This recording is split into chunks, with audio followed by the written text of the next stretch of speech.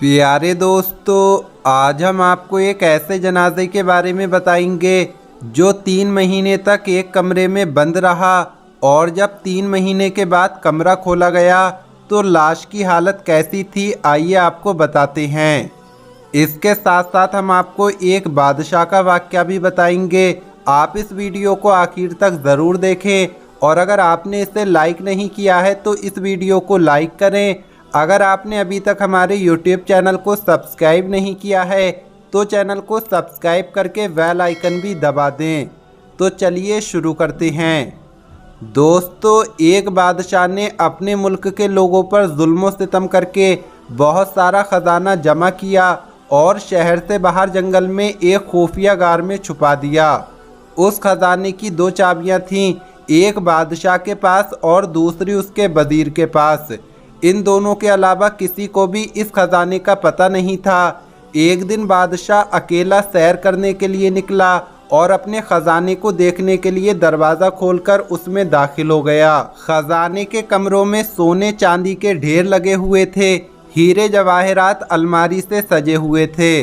बादशाह इनको देखकर बहुत खुश हुआ। उसी दौरान वजीर का उस इलाके से गुजर हुआ। उसने खजाने का दरवाज़ा खुला हुआ देखा तो हैरान रह गया।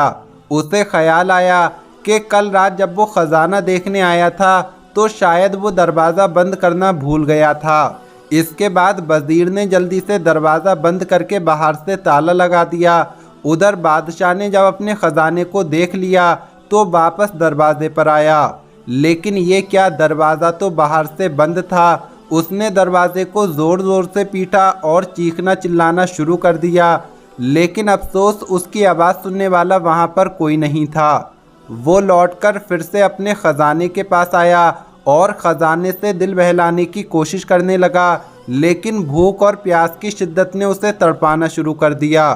वो फिर से भागकर दरवाजे की तरफ आया, लेकिन वो दरवाज़ा बंद था। बादशाह ज़ोर ज़ोर से चीखता और चिल्लाता रहा, लेकिन वहाँ उसकी फरियाद सुनने वाला कोई नहीं था। वो निढाल होकर दरवाजे के पास गिर गया। जब भूख और प्यास से बुरी तरह से तड़पने लगा तो रेंगता हुआ हीरो की तिजोरी के पास आया।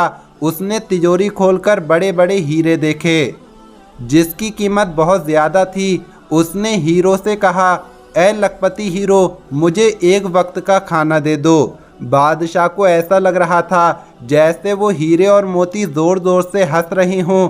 उसने हीरो को दीवार पर दे मारा और फिर रेंगता हुआ मोतियों के पास गया और उनसे भीख मांगने लगा कि ए मेरे मनपसंद मोतियों, मैंने सारी ज़िंदगी तुम्हारी निगरानी की है, तुम्हें सजाकर इस गार में बड़े सलीके से रखा है। मैं तुम्हारे पास आकर तुम्हें देखकर खुश होता था। मैंने सारी दुनिया से छुपाकर तुम्हें रखा हुआ था। तुम मुझे बहुत अजीज़ हो। ए मोतियों, मुझे एक गिलास पानी दे दो। लेकिन ऐसा लग रहा था जैसे मोती हंस रहे हों और कह रहे हों, ए दौलत के लालची इंसान, काश तूने दौलत की हकीकत समझ ली होती। तेरी सारी उम्र की कमाई हुई दौलत तुझे एक वक्त का खाना और पानी नहीं दे सकती। बादशाह चकराकर गिर गया। जब उसे होश आया तो उसने सारे हीरे और मोती बिखेर कर दीवार पर फेंक दिए और अपना बिस्तर बनाया और उस बिस्तर पर लेट गया। वो दुनिया को एक पैगाम देना चाहता था, लेकिन उसके पास कागज़ और कलम नहीं था। उसने पत्थर से अपनी उंगली कुचली और बहते हुए खून से दीवार पर कुछ लिख दिया। उधर मुल्क में सिपाही बादशाह को ढूंढ रहे थे, जगह जगह चप्पे चप्पे को छान रहे थे, लेकिन बादशाह कहीं नहीं मिला। महल के लोग बादशाह को तलाश करते रहे, लेकिन बादशाह नहीं मिला। जब कई दिन की तलाश के बाद वज़ीर ख़जाने का मुआयना करने आया, यानी अपने ख़जाने को देखने आया, तो वो आकर क्या देखता है कि बादशाह हीरे जवाहरात के बिस्तर पर मरा पड़ा है और सामने की दीवार पर खून से लिखा हुआ है कि ये सारी दौलत और सारा ख़जाना एक गिलास पानी के बराबर भी नहीं है। दोस्तों, आज लोग दुनिया में दौलत जमा करके उस पर गुरूर और तकब्बुर करते हैं। गरीबों, मिस्कीनों, यतीमों का माल छीनकर उस पर ऐश की ज़िंदगी गुजारते हैं, लेकिन उनको मालूम नहीं होता कि दुनिया की दौलत की हैसियत कुछ भी नहीं है। दोस्तों, इसी तरह का एक वाक़या ये भी है कि एक अमीर आदमी जो सरकारी मुलाजिम था, यानी उसकी सरकारी नौकरी लगी हुई थी, उसके 3 बेटे थे। तीनों बेटों की शाहाना ज़िंदगी गुजर रही थी। वक्त तेज़ी से गुजरा और उसके नाम के साथ रिटायर्ड लग गया, यानी नौकरी से रिटायर हो गए। जब रिटायर हो गए तो घर पर बैठ गए। बेटों ने बाप की नौकरी का खूब फ़ायदा उठाया और शाहाना ज़िंदगी गुजारते रहे। नौकरी से रिटायर होने के बाद बाप किसी बीमारी की वजह से चलने फिरने और बोलने से माजूर हो गया। बेटे कहने लगे, अब तो बाप की कमज़ोरी देखी नहीं जाती। एक बेटे ने कहा कि अब अब्बा की प्रॉपर्टी और माल का बंटवारा करते हैं, ना जाने ये कब मर जाएं।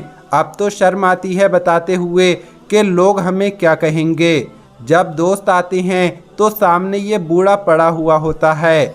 ऐसा करते हैं कि एक नौकर इनके साथ रख देते हैं जो इनका ख्याल रखेगा। इसके बाद नौकर रख लिया गया और एक कमरे में बाप के लिए फर्श पर गद्दा लगा दिया गया। नौकर को कहा गया कि इनका पूरा ख्याल रखना, हमें शिकायत का मौका ना मिले। उसके बाद बेटों की शादियां हो गईं। एक ने गर्मियों की छुट्टी गुजारने के लिए फ्रांस जाने का प्रोग्राम बनाया और दूसरे ने लंदन जाने का प्रोग्राम बनाया। तीसरे ने पेरिस घूमने का प्लान बनाया। इसके बाद सब लोग घूमने चले गए। नौकर से कहा गया कि हमारी 3 महीने के बाद वापसी होगी, तुम बाबा का पूरा ख्याल रखना और वक्त पर खाना देना।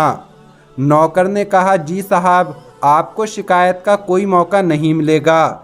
इसके बाद तीनों बेटे चले गए। वो बाप अकेला घर के कमरे में लेटा सांस लेता रहा, न चल सकता था और न बोल सकता था। एक बार नौकर घर को ताला लगाकर बाजार से ब्रेड लेने गया तो रास्ते में उसका एक्सीडेंट हो गया। लोगों ने उसे हॉस्पिटल पहुंचाया, लेकिन उसकी वहीं मौत हो गई। बेटों ने नौकर को सिर्फ बाप के कमरे की चाबी दी थी, बाकी सारे घर के ताले लगाकर चाबियां अपने साथ ले गए थे। नौकर भी बाप के कमरे को ताला लगाकर चाबी अपने साथ ले गया था और सोच रहा था कि अभी वापस आ जाऊंगा। अब बूढ़ा बाप कमरे में लॉक हो चुका था, वो कमरे में बंद हो चुका था। बूढ़ा बाप चल नहीं सकता था और ना किसी को आवाज़ दे सकता था। लिहाजा 3 महीने बाद बेटे जब वापस आए और ताला तोड़कर कमरा खोला तो लाश की हालत कैसी होगी इसका अंदाज़ा आप खुद लगा सकते हैं। लाश की हालत देखकर बेटे भी घबरा गए। दोस्तों, ये दोनों वाक़ये हमारे लिए इबरत का मुकाम है और इसमें हमारे लिए बहुत सबक है। दोस्तों, ये दुनिया की दौलत कुछ भी नहीं है। लोगों का हक मार मार कर कमाई गई दौलत कोई फ़ायदा नहीं देगी और ये अजाब बन जाएगी। हमें उम्मीद है आपने इस वीडियो से बहुत कुछ सीखा होगा। इस वीडियो को लाइक ज़रूर करें। मिलेंगे अगली वीडियो में। अस्सलामु अलैकुम। अल्लाह हाफिज़।